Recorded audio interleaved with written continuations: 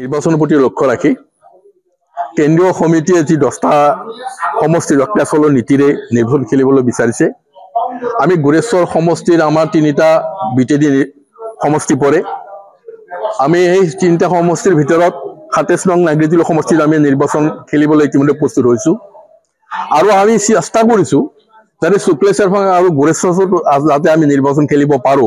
তাৰ উদ্দেশ্য আগত ৰাখি আমি বিভিন্ন সময়ত সপ্তাহটো মোটামুটি 3-4 দিন আমি গোটেই অঞ্চলত আমি সাংগঠনিক দিশৰ ক্ষেত্ৰত সভা সমিতি পাতিছো আৰু আজি এই বৰঘলি অঞ্চলত আমি কেন্দ্ৰীয় সমষ্টি সমিতিৰ কেন্দ্ৰীয় সাধাৰণ বৰ্ধিত কাৰ্যনিৰ্বাহক সভাত আমি কিছুমান কাৰ্যসূচী কিছুমান ব্যৱস্থা গ্ৰহণ কৰিছো যাতে আমাৰ সংগঠনটো গুৰেশ্বৰ অঞ্চলত শক্তিশালী হয়। তাৰ কাৰণে কিছুমান দায়িত্ব দি আমি সাংগঠনিক দিশৰ শক্তিশালী কৰাৰ ক্ষেত্ৰত 1 মাহৰ সময়লৈ আমি কিছুমান প্ৰস্তাৱ গ্ৰহণ কৰিছো।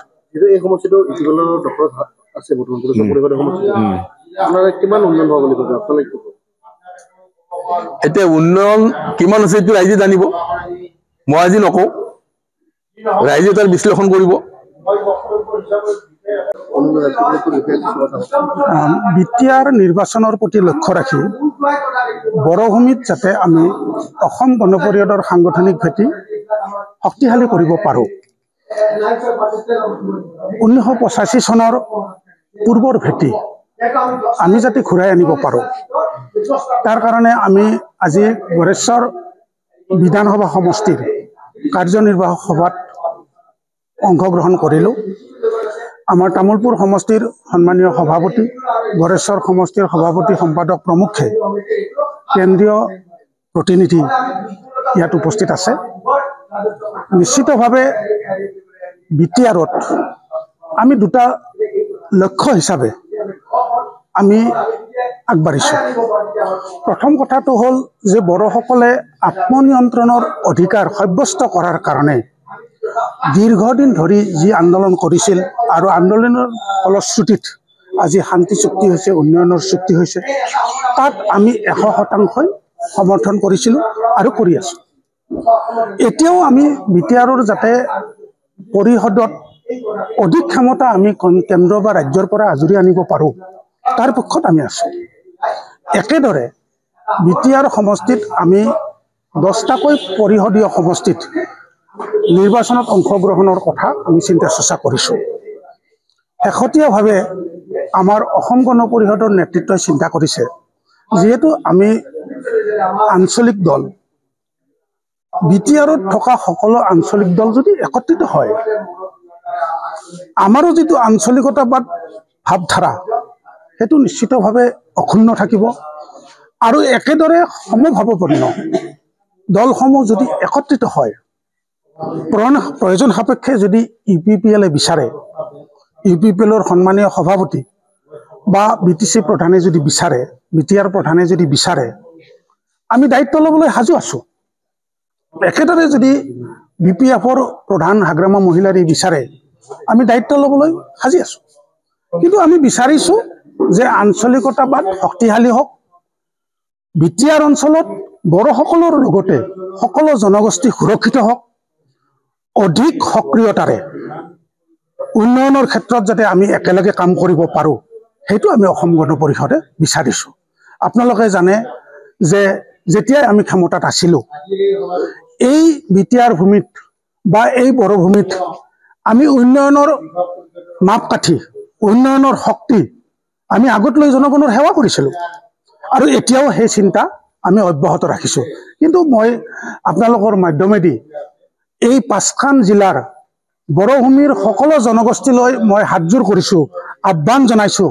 মই এজন আমাৰ অসম গণ পৰিষদৰ ভাতৃ সংগঠনৰ সভাপতি হিচাপে বা এজন মই সেৱক হিচাপে, যে কংগ্ৰেছে যি মনোভাৱ লৈ বড়োভূমিৰ মাজলৈ আহিছে, খেল এখন হ'ব বুলি কৈ সন্মানীয় কংগ্ৰেছৰ সভাপতি গৌৰৱ গগৈ বিটিআৰ অঞ্চললৈ আহি তেওঁলোকে ক্ষমতাত হস্তগত কৰিব বিচাৰিছে, এইটোত আমি বিৰোধ কৰিছোঁ। আমি জনগণক আহ্বান জনাইছোঁ যে কংগ্ৰেছক ঠাই নিদিব, কাৰণ আমি আকৌ ভাতৃ জাতি সংগঠন বিচৰা নাই। আমি এই বিটিআৰ অঞ্চলত আমি জনগোষ্ঠীসকলৰ মাজত ভাতৃঘাতী সংঘৰ্ষ আৰু আমি বিচৰা নাই।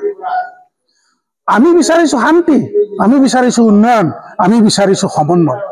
এই শান্তি, উন্নয়ন আৰু সমন্বয় এই কংগ্ৰেছে ধ্বংস কৰিব। তেওঁলোক ভ্ৰষ্টাচাৰী।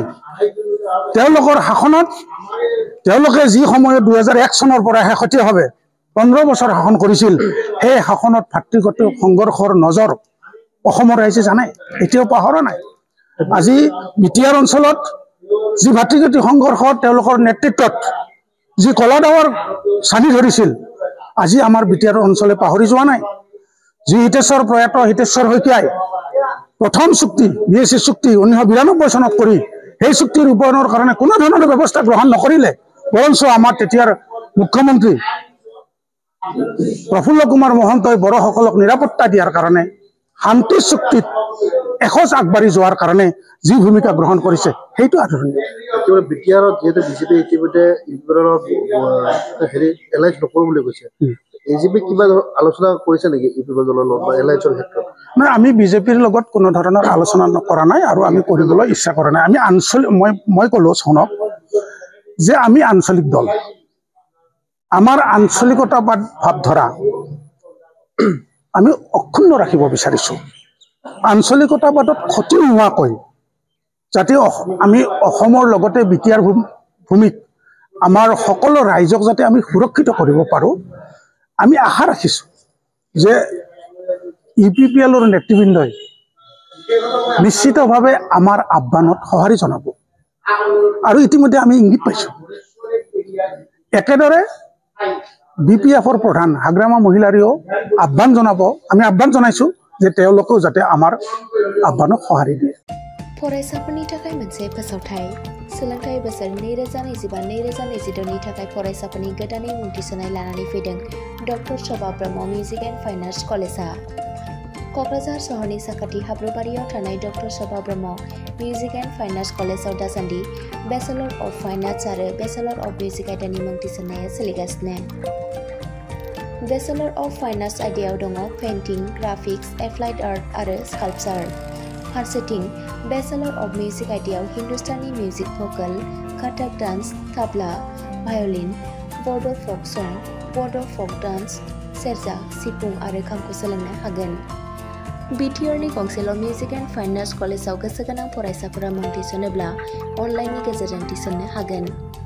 Doctor Shobha Brahma music and fine arts कलेजआव मुं थिसननायनि बागै आबुं बाथ्राखौ मिथिनोब्ला नैबे मबाइल नम्बर 9365491257 नङाब्ला 9085292451 आव थोंजों फोनांजाब खालामनो हागोन।